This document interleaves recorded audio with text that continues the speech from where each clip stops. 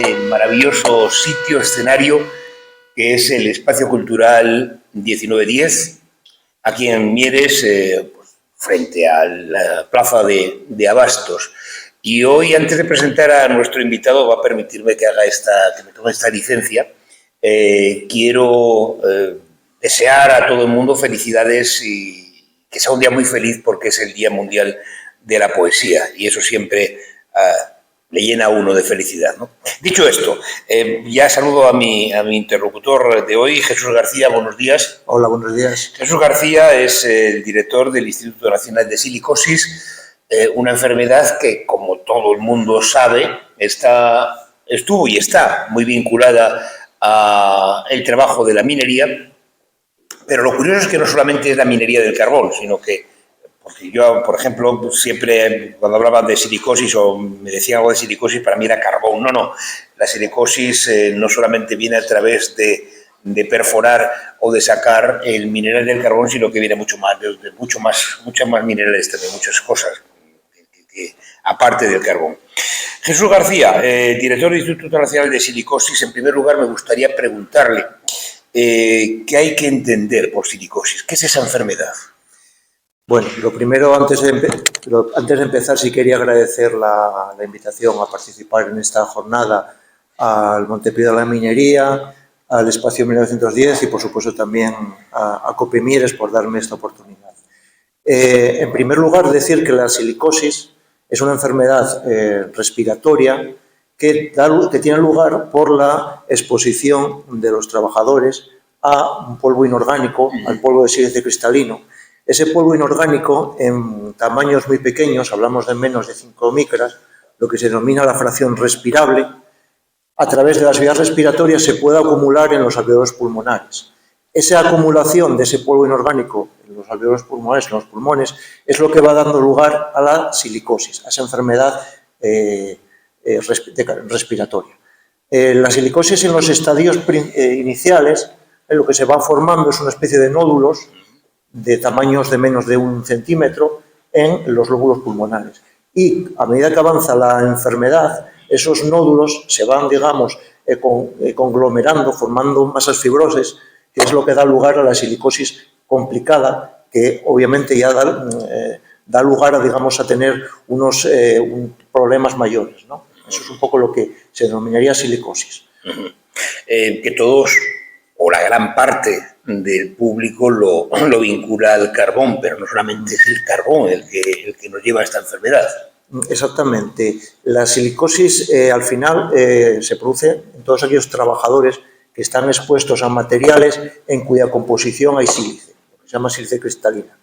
Y no solamente, por supuesto, es el carbón, es principalmente otros tipos de minería, como puede ser minería de pizarra, granito, cuarcitas, y luego también otros sectores donde se trabaje con material que contenga sílice, como puede ser, por ejemplo, fundiciones, en las arenas de moldeo, en el chorreo, marmolerías, que utilizan el mármol y, sobre todo, lo que son los aglomerados de cuarzo, los famosos, entre comillas, silestone, doy una marca comercial, porque ese material es un nuevo material que empezó a comercializarse hace como 20 años, 25 años aproximadamente. En su composición tenía una gran cantidad de sílice, incluso hasta el 95%. Entonces eso es lo que daba lugar también, por supuesto, a la silicosis. Y luego otros sectores que a lo mejor a nadie nos sorprende más, como puede ser los protésicos dentales, por ejemplo, el sector ferroviario, etcétera, etcétera. O sea que obviamente la silicosis afecta a muchísimos sectores. Sí, pero sí que es verdad, y corríjame si no es así, que aquí, al menos en España, la silicosis empieza a sonar con el carbón y el Instituto Nacional de Silicosis comienza a hacerse realidad pues a los pocos años del 68, después de aquella famosa huelga de la Baltasara, ¿no? Más o menos. ¿Estoy bien situado? A ver, sí, digamos, la inauguración del Instituto Nacional de Silicosis es el año 1970. Obviamente, previamente, empezaron un poco los trabajos de lo que es el instituto en sí, pero, y por supuesto, en aquel momento las luchas, digamos, de la clase minera hizo que el gobierno, en este caso el gobierno nacional, tuviera bien lo de plantearse ese instituto. También hay que darse cuenta que en aquel momento el número de mineros del carbón en Asturias tenía un número muy importante y esa enfermedad afectaba principalmente a los mineros de carbón en Asturias, tanto en la cuenca central como en el Narcea, y luego también a los mineros de la zona de León, ¿no?, donde principalmente había esta minería. Ajá. Y por esta circunstancia, bueno, pues los mineros tenían una vida laboral muy pequeña, supongo, vamos, muy escasa respecto claro, hay que ponerse un poco hay que ponerse un poco en lo que era digamos, los años 70 o los años previos, ¿no? Lo primero, las medidas preventivas. Las medidas preventivas eran muy escasas. Cuando se habla de prevención, siempre se habla de prevención primaria, en el caso de la silicosis u otras enfermedades profesionales, hay una prevención primaria que es eliminar el foco donde se produce el agente contaminante, en este caso la sílice cristalina. Eliminamos el foco inicial mediante medidas preventivas. Y luego otra parte muy importante es la detección precoz. O sea, digamos que cuando una persona empieza a desarrollar una enfermedad profesional, que se detecte en los estadios iniciales, de tal manera que esa enfermedad no avance. Entonces, eso, digamos, es un poco lo principal. Por lo tanto, en aquella época, sobre todo en España, pues había deficiencia tanto en medidas preventivas como también, por supuesto, con lo que es la vigilancia de la salud de los trabajadores. ¿Eso qué hacía? Eso hacía que un trabajador que pudiese estar expuesto a sílice cristalina, que pudiese empezar a desarrollar la silicosis, continuaba trabajando en el mismo puesto de trabajo y, por lo tanto, esa exposición continuaba. Entonces, eso lo que hacía era agravar. Exactamente, agravar y que se desarrollase más rápidamente la enfermedad. Al final, la silicosis, que todo el mundo lo conoce, los síntomas principales, ¿cuáles son? Tos, fatiga, problemas respiratorios, y eso obviamente hace que se agrave continuando la exposición. ¿Tiene mortandad? A ver, es una enfermedad, a día de hoy es una enfermedad incurable. Por lo tanto, es muy importante lo que decía, ¿no? Esos informes precoces, ¿no? Determinar esa detención precoz. Porque si no, por supuesto que puede acabar en la muerte, por supuesto. Una de las actividades que se realizaban como algo precoz para prevenir esto era el agua, ¿no?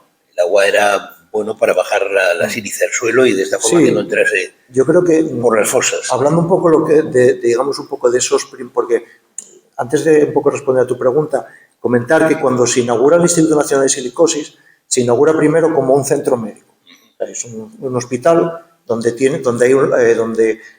pues están neumólogos, cardiólogos, radiólogos, etcétera, etcétera. Pero también se crea, realmente es una concepción muy moderna, se crea también un departamento técnico. El primer director del instituto, que es el doctor García Cosío, conocía, digamos, otros centros, sobre todo en Alemania, en Inglaterra, donde había ya, digamos, un avance mayor en cuanto al tratamiento de estas enfermedades. Entonces, además de constituir ese hospital, constituyó también un departamento técnico. El departamento técnico del instituto, que estaba formado principalmente por ingenieros técnicos de minas, lo que hace es esa prevención primaria, ¿no? Por lo tanto, busca medidas preventivas para eliminar el foco, pues con el agua, ventilación, uso de equipos de protección individual, etcétera, etcétera.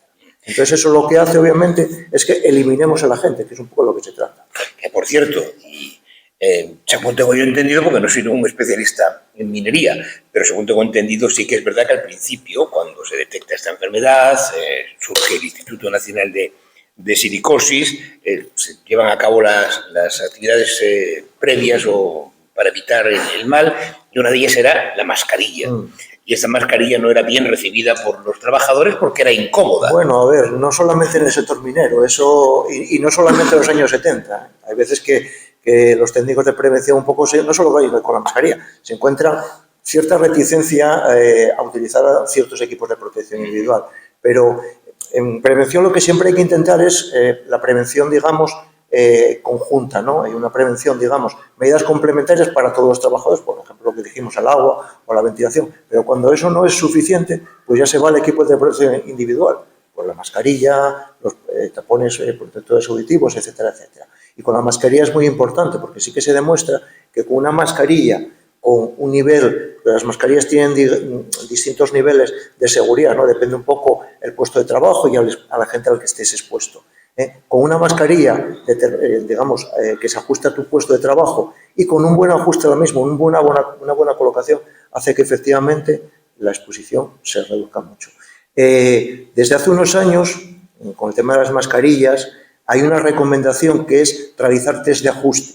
Tú cuando utilizas una mascarilla, un trabajador, pues puede colocársela de forma incorrecta o incluso, obviamente no todos tenemos la misma cara, entonces las mascarillas también se tienen que adaptar. Entonces, desde hace unos años se hacen una serie de test, que es lo que se llama un test de ajuste cuantitativo, un fit test, que lo que hace es determina que el trabajador está utilizando una mascarilla de forma correcta y la indicada, digamos, pues para su fisionomía, ¿no? Es un test de ajuste que además en el sector minero, en el sector extractivo, ya desde el año 21 es obligatoria. Hay una ITC, en minería hay una normativa minera que son el Reglamento Básico de Seguridad Minera, que viene desarrollado a través de instrucciones técnicas complementarias, ITC. Y ahí ya viene recogido que el test de ajuste es de carácter obligatorio. Y en el resto de sectores ahora mismo es recomendable, es necesario. Bueno, hay pocos pozos abiertos, como bien sabe, y en esto que está abierto, en los que están abiertos, o el que está abierto, se reúnen estas condiciones preventivas, pregunto. Sí, a ver, obviamente en minería si nos referimos a minería de carbón, ya desde hace muchos años que las medidas preventivas funcionan. Pues el tema de lo que decíamos, ¿no? El tema de utilizar pues para barrenar o inyección de agua en las capas de carbón, una buena ventilación, en todo lo que es la mecanización, el avance de galerías, utilizar, por ejemplo, también agua en los útiles de arranque, pues ya se viene utilizando. El tema de las mascarillas también. Por ejemplo, desde el instituto, desde hace también unos cuantos años, bueno, desde siempre, pero en los últimos años también, por ejemplo, con la empresa pública, con UNOSA, llevamos tiempo haciendo colaboraciones y una que tenemos, por ejemplo, es el tema de los test de ajuste, ¿no? Entonces, porque con el test de ajuste nos asombraríamos todos si con los datos que tiene el instituto es que lo habitual es que cuando haces un test de ajuste, un trabajador que, sin decirle un poco cómo tiene que colocarse la mascarilla y todo eso, hay un porcentaje muy alto de trabajadores que se la colocan mal. Entonces, una vez que haces el test de ajuste, el trabajo ya ve la efectividad y la eficiencia de la misma y ya mejora mucho más esa utilidad, ¿no? Pero efectivamente en minería de carbón y en muchas, y obviamente en otros sectores, las medidas preventivas está claro que funcionan y hay que ponerlas en marcha. Claro. Me imagino que el nivel de riesgo estará a la par de según qué clase de trabajos haga la mina, ¿no? Refiriéndonos digamos, a riesgos higiénicos y hablando un poco de la exposición a sílice cristalina, obviamente el riesgo al que está expuesto un trabajo va a depender de dos factores. Primero, el material con el que estás trabajando es lo mismo. No es lo mismo una cuarcita o un granito que tiene un porcentaje de sílice de más del 40% que un mármol que puede ser menor del 5%. Entonces, eso es lo primero. Y luego también depende un poco de esas medidas colectivas que se están poniendo en marcha y luego también de las medidas, digamos, de la utilización de EPIs, etcétera. Bueno, ahora, en 2025, ¿cuál es la labor del Instituto Nacional de Silicosis? Porque, claro, aquí ya, por desgracia, queda poca minería y cada vez va a quedar menos si las cosas no cambian. Y por lo tanto, pues imagino que el Instituto Nacional de Silicosis tiene que tomar sus vertientes y tener sus directrices, ¿no? El Instituto Nacional, como su nombre indica, es nacional. Nosotros estamos implantados a nivel... Ahora mismo el Instituto depende directamente de la gerencia de SESPA. Estamos dentro, digamos, del sistema de salud del Principado de Asturias. Pero nuestro campo de trabajo es toda España. Nosotros tenemos varios convenios de colaboración y uno de los más importantes es con el Ministerio para la Transición Ecológica a través de la Dirección General de Minas. Por lo tanto, trabajamos no solamente en la minería en Asturias, sino también fuera de Asturias. Y, por ejemplo, en Andalucía, lo que es la faja pirítica ahora mismo, pues está aumentando mucho las empresas de minería que se dedican sobre todo a temas de extracción de cobre y material de cobre y otros derivados, ¿no? Pero además de eso también trabajamos pues, en canteras, trabajamos de pizarra, de granito, en Galicia y luego también en nuevos sectores como por ejemplo lo que dije, las fundiciones, el sector ferroviario, etcétera, etcétera. Pero además, en el instituto, además de la línea principal, que es la de la exposición a sílice cristalina, también tenemos unas nuevas líneas de trabajo, como por ejemplo la exposición a humos de motores diésel, que la exposición a humos de motores diésel es un cancerígeno. Joder. Por ejemplo, el gas radón, el gas radón es un gas radiactivo de origen natural que también es radiactivo, y otros trabajos, ¿no? Entonces, desde el punto de vista, digamos, técnico, sí que tenemos un campo importante. Y luego lo que es el servicio de neumología ocupacional, porque dentro, digamos, de la parte médica, nosotros tenemos un servicio de neumología ocupacional que nos dedicamos exclusivamente a la neumología. Antes de nada, quiero decir que la silicosis, digamos, me está usted metiendo un miedo en el cuerpo. No, las enfermedades profesionales relacionadas con el sistema respiratorio se denomina neumoconiosis en general, y la silicosis es la exposición a sílice. Pero bueno, hablamos en general de silicosis. Tenemos un servicio de neumología ocupacional que se dedica exclusivamente a temas de ocupacional, casos de silicosis, de asma ocupacional también, de exposición a amianto, etcétera, etcétera. O sea que ahora mismo salimos a la calle y estamos en peligro. Bueno, en peligro tampoco. Me dice que sí, respirar las partículas de diésel. Bueno, pero a ver, pero en concentraciones importantes. Claro, en concentraciones importantes. Por ejemplo, un trabajador que esté en un parking y esté continuamente en un parking, pues ese sí que tiene exposición. O, por ejemplo, alguien que trabaje en una mina metálica donde la extracción del material, el transporte del material se realiza con palas o camiones que utilizan motores diésel, ¿no? Entonces, eso sí. Llega un momento en que estemos todos paseando por la calle con mascarillas. Bueno, tampoco va a ser necesario. Pero casi. Pero para los trabajadores, porque veo que estamos ya un poco justos de tiempo, sí. Lo que sí que es muy importante es el tema de la vigilancia de la salud y lo que es la vigilancia preventiva.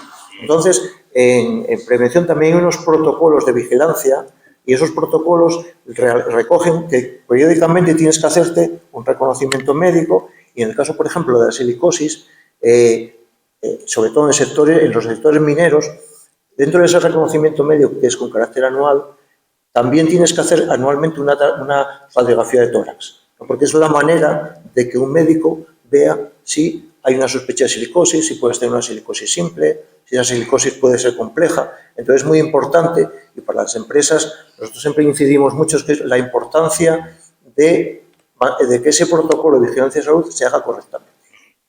Bueno, pues Jesús García ha sido francamente didáctica esta entrevista. Tengo que reconocer que me ha metido el miedo en el cuerpo. No, tampoco es eso. Está hablando usted con un hipocondríaco, ¿eh? O sea con lo cual ya le digo bastante. Sí, pero muchísimas gracias, ha sido un placer hablar con usted.